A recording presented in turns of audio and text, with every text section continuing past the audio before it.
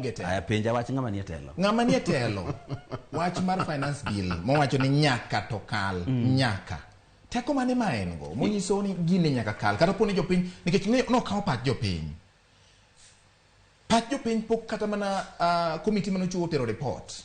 Mayango ni magi ma jopiny owacho. To wacho ni gini nyaka kal. Ang'o mong'eyo kata ang'o matimore momiyo samoro jatelo moro amora nyalo wacho ni gini nyaka tim. But ing'e ni Sarach. Mano penjo na. To wede osewuoyo. Mano penjo baba duok penjo no kata kawo. Okidwa na duoki? No, isewacho. Ing'eyo. Owede apane gima bere niya en kara ilongise gimoro ok owinji nikech kamentie. Raila kosewacho ni macha route. Wan nosemiwa instructions wasekawe. Poko ngiso ni kik otim gino. Wan kaka nosemiwa cha. Yes. Waseluwe. Okay. Ichakiwe finance bill doke Raila.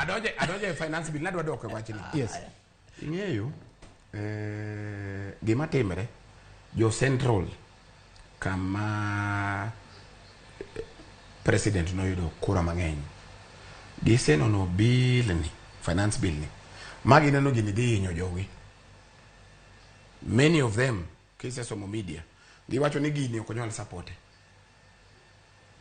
Koro gidwa tiyo gi force gi lethal force machon ma kanune tiyo go nikech mane manuscript mane gin go, mane manyo magin go, mane muma magin go, magidwa tiyo godo e magitiyo go nikech sate iwinjo ka gidonjo e weche ma kenzi gi jilemo jitimango kipindi paukwa pakawa lemo gi kwelo. Ang'o mwinjo beniti me finance bill?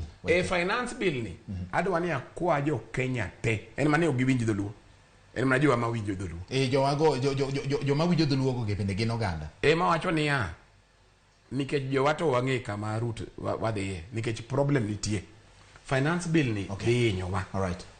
De ber ka kata jo moko ka temo kwinjo dholuo nyaka gibed gi conscience. Ng'eni katiba jogi pod pokisomo katiba kata MPs gi katiba wacho ni we have an independent parliament ma is supposed to check the executive.